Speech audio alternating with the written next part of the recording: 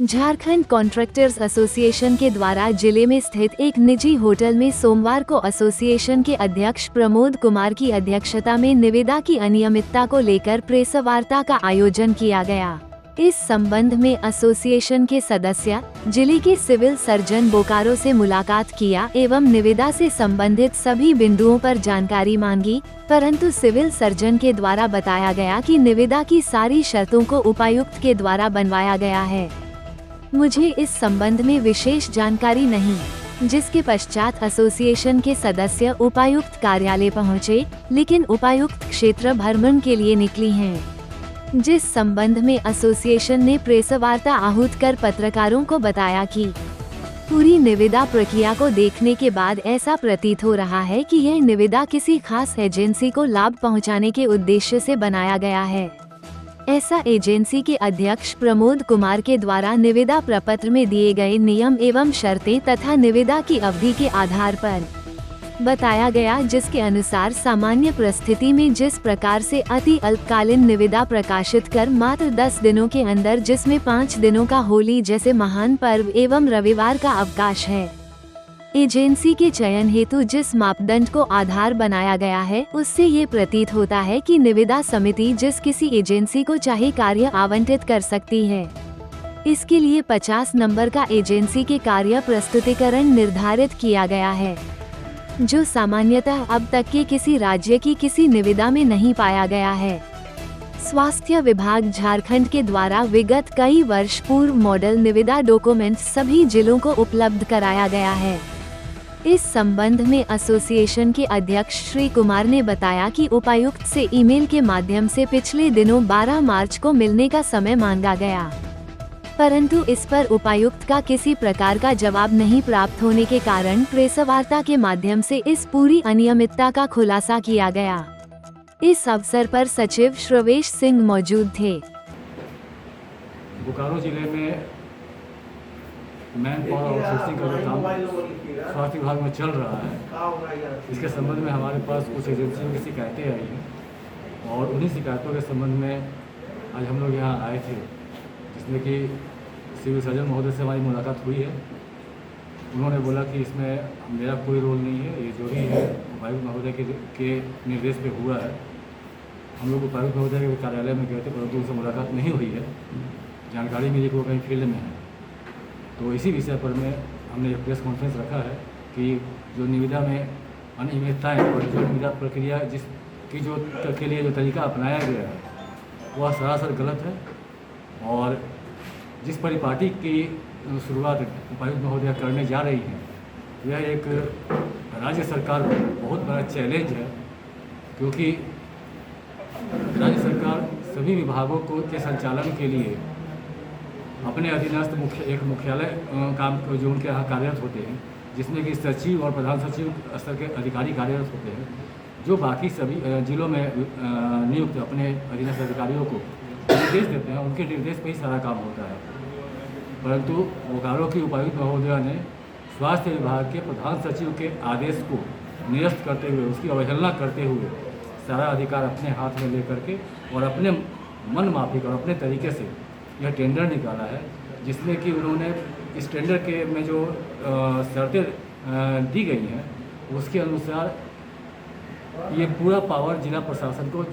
उपायुक्त महोदया को पूरा अधिकार है कि वो जिस एजेंसी को चाहे उसे इसका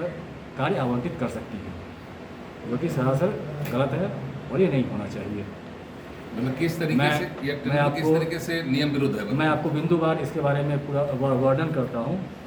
सबसे पहले मैं आप लोगों को यह जानकारी दे दूँ कि 2013 से स्वास्थ्य विभाग में मैन पावर आउटसोर्सिंग का काम चल रहा है और आज यह बहुत बृहद रूप ले चुका है।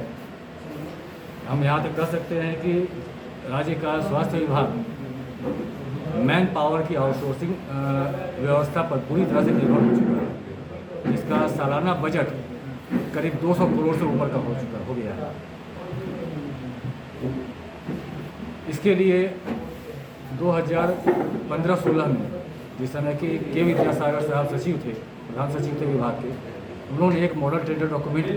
निकाला था और सभी जिलों को के सिविल सर्जन महोदयों को क्लियर इंस्ट्रक्शन दिया गया था कि जिलों में जो भी आउटसोर्स के लिए टेंडर होंगे उसके लिए इसी टेंडर पेपर को का यूज करना है, इसी टेंडर पेपर के आधार पर आपको निविदा प्रकाशित करनी है। अभी तक सभी जिलों में उसी टेंडर पेपर को अपना करके और उसी प्रक्रिया से, क्योंकि एक और इस टेंडर पेपर में एक और इंस्ट्रक्शन है कि जब जो भी टेंडर होगा वो टेंडर ऑनलाइन मोड में होगा, कभी भी ऑफलाइन टेंडर नहीं होगा। और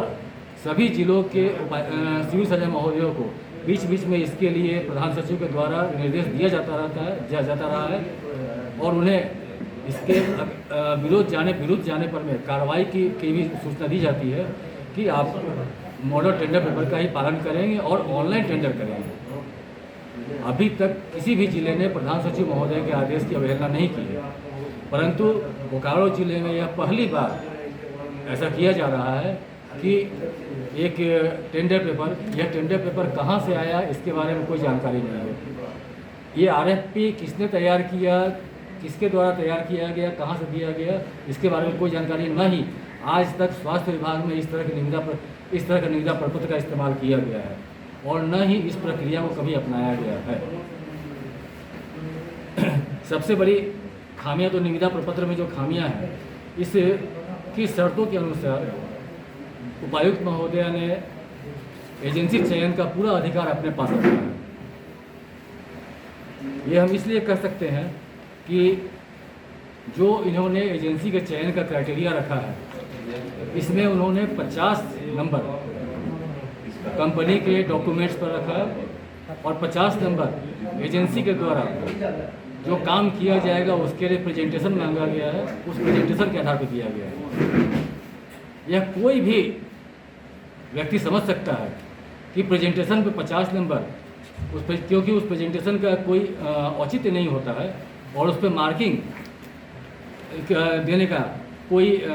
ऐसा कोई फॉर्मूला नहीं बना हुआ है कि किस आधार पे आपने इतना मार्क्स दिया। आप उस पर किसी भी प्रकार का सवाल खड़ा नहीं कर सकते हैं।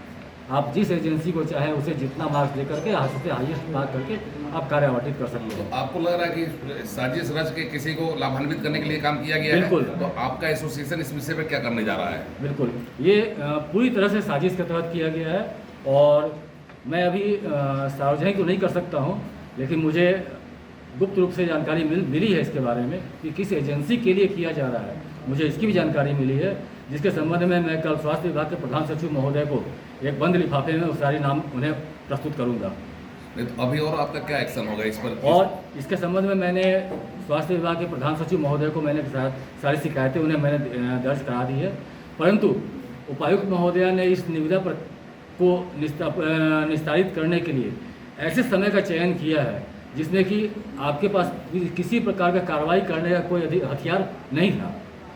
हमने जिस दिन प्रधान सचिव महोदय को शिकायत दर्ज कराई है उसके बाद से होली का अवकाश हो गया था। 13, 14, 15 होली का अवकाश था, 16 तारीख रविवार, और आज इन्होंने निविदा ओपन करने का जमा करने के साथ साथ निविदा के तकनीकी भाग खोलना, निविदा का वित्तीय भाग खोलना एवं निविदा का जो प्रेजेंटेशन है वो तीनों चीज़ ये एक ही दिन में संपादित करने जा रही हैं। और तो और यह निविदा 6 तारीख को 6 मार्च को झारखंड सरकार के NIC पोर्टल पे दिया गया है, जहां पर कि ये 7 मार्च को पब्लिश किया गया है और 7 मार्च से 10 दिन 17 तारीख को का अंतिम तिथि निर्धारित किया गया है। इस 10 दिन में सभी कार्यालय 5 दिन के लिए बंद पड़े हैं और वो भी बीच में होली का अवकाश में आप सभी समझ सकते हैं इस चीज़ को कि कितने लोग कार्यालय में कार्य करते हैं।